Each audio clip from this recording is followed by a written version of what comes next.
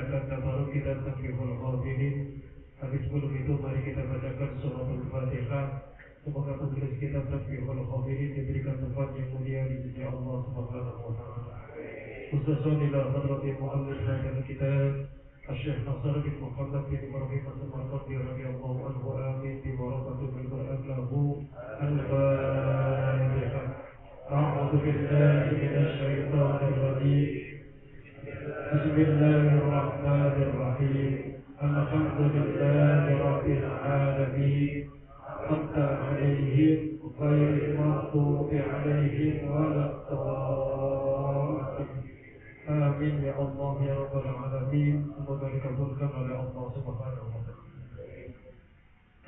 A'udzu billahi minasy syaithanir rajim. Bismillahirrahmanirrahim. Di dalam kitab Tasbihul Ghafilin, tepatnya di halaman yang ke-218, baginda Nabi Muhammad sallallahu alaihi wasallam bersabda, "Idza hadara waqtas salati amara iblis lahu bi ayyatafarraqu." Idza apabila hadara waqtas salati, waktu salat telah tiba, amara iblis, maka iblis memerintahkan junudahu, pasukan-pasukannya, bi ayyatafarraqu, agar mereka semuanya berpencar. Jadi kalau sudah masuk waktu sholat, iblis itu memerintahkan semua pasukannya agar berpencar.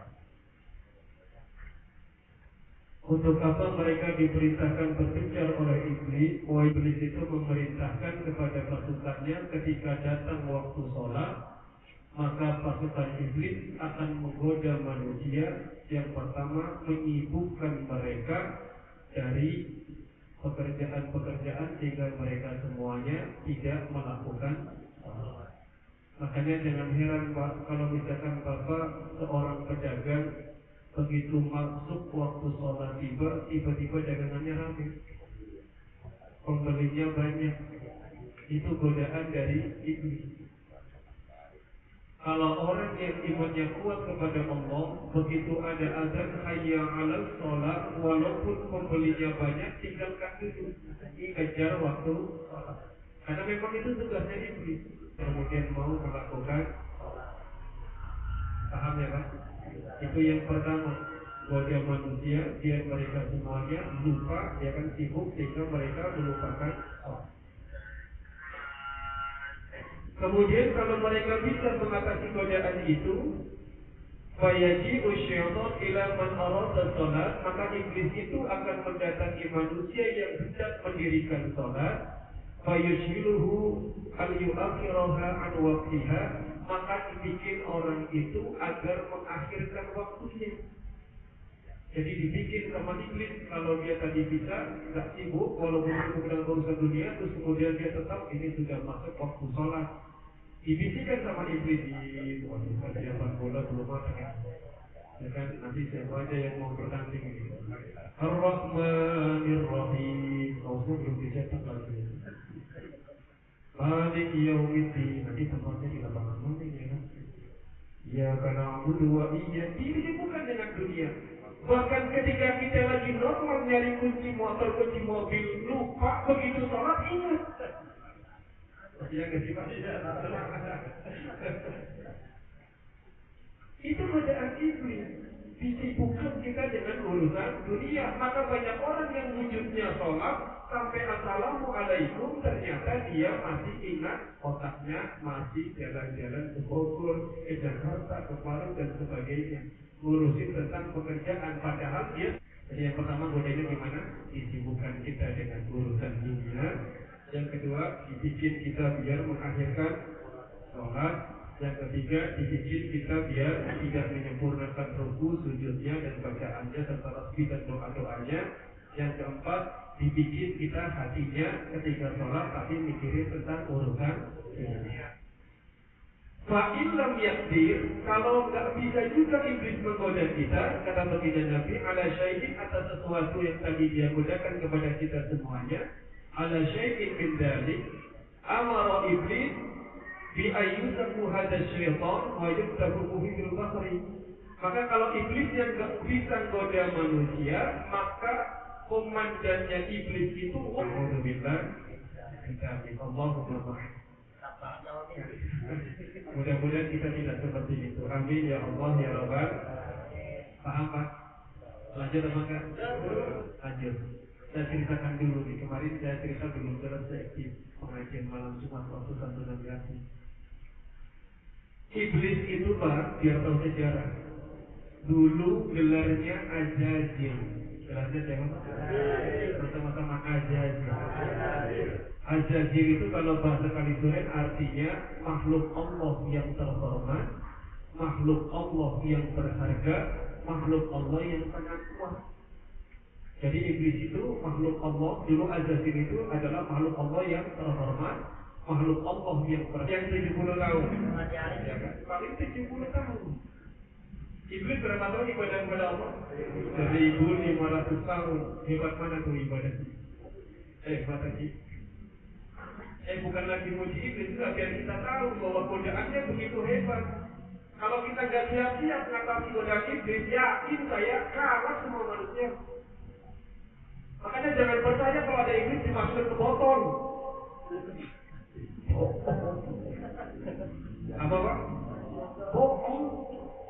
Iblis kok dimasukin botol, dia bisa nembus kok di semua lini. Bohong dan percaya. Jadi pernah nggak lihat bentuk seperti itu? Enggak pernah kan? Ya kan? Apa maknanya? Tidak semua yang tidak bisa lihat itu enggak ada. Jangankan ngurusin yang tentang surga neraka, lalu ngurusin kentut yang dari kita aja nggak becus. Kentut ini padahal nggak pernah kelihatan, tapi bisa dirasakan. Allah kan begitu, nggak bisa dilihat oleh mata kita, tapi bisa dirasakan. Makanya saya pesan sama Bapak, kalau ada bisikan dalam hati kita, membuat kita ragu dengan akhirat, membuat kita nggak yakin dengan akhirat, yakinkan dalam hati itu bisikan iblis, goda manusia dari arah depan, dibikin manusia itu lupa dengan dibangun kadang kagak, kadang sholat kadang kagak, sekalinya bangun nonton bola. Na'udzubillah. Mental itu goda iblis dari depan, goda manusia biar lupa dengan kehidupan. Berhasil iblis? Berhasil. Makanya banyak. Jadi Bapak kalau ngeliat orang yang sholat sedikit, ngaji sedikit, jangan heran. Kenapa? Memang kita ini pilihan Allah Subhanahu wa ta'ala. Gak bisa goda dari depan. Wa min khalfihim, digoda dari arah belakang. Apa maknanya? La uzayyinanna lakumud dunya hatta tatma'innu ilaiha. Digoda manusia dengan cara la uzayyinanna lakumud dunya, dihiasi dunia itu selamanya. Kalau sudah punya uang tenang rasanya, padahal kagak sholat, ya kan? Ada orang begitu. Bahkan ada yang ngomong, saya nggak sholat nggak dia apa-apain Pak Ustaz. Nyatanya hidup saya makmur.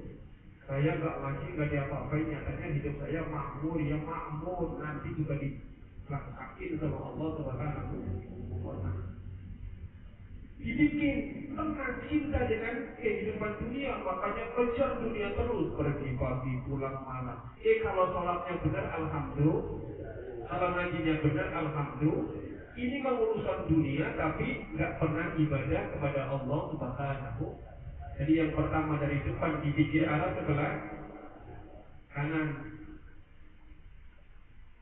Kalau disajukan manusia digoda dari arah sebelah kanan, wa manusyama ilaihi, maka digoda manusia dari arah sebelah kiri, yakni min jihatil ma'asi.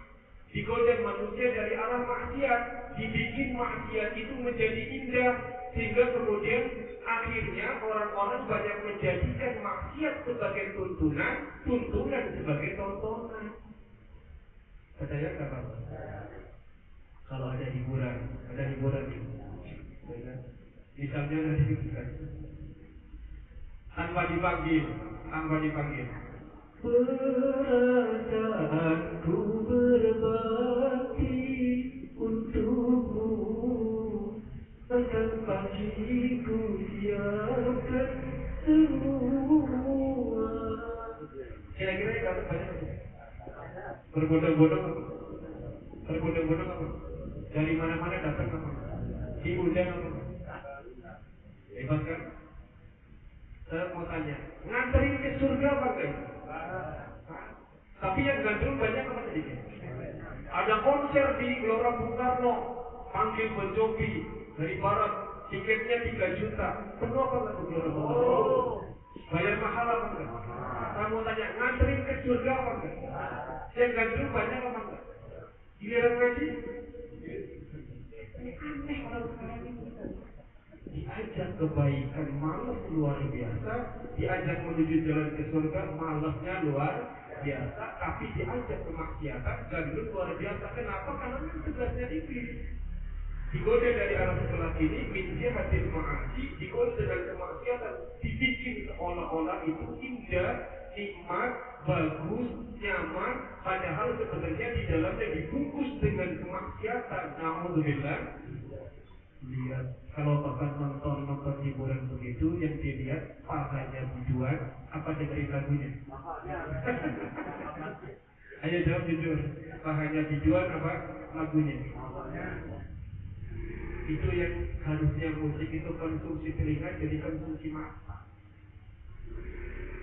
Ya ini godaan bisa dijelasin di ayat Al-A'raf ayat 17, digoda dari arah sebelah kiri, biji hasil ma'asi, digoda dari arah kemaksiatan, sehingga manusia itu senang dan gandrung dengan kemaksiatan, tapi tidak senang dengan kebaikan.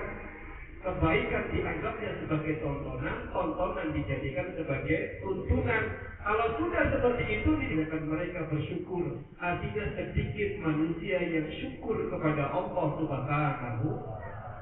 Ketika iblis ngomong begini sama Allah, Nabi Adam nangis, Pak. Ya Allah, ya Allah, saya saja yang Nabi dan Rasul tergelincir oleh godaan ini. Apalagi anak cucu saya, ya Allah. Tolong jaga mereka, ya Allah. Bagaimana nasib mereka? Nangis Nabi Adam. Apa kata Allah kepada Nabi Adam? Gak usah khawatir, Adam.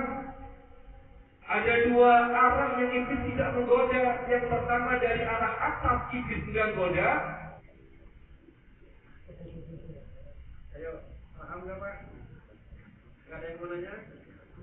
Alhamdulillah. Paham berarti ya Pak?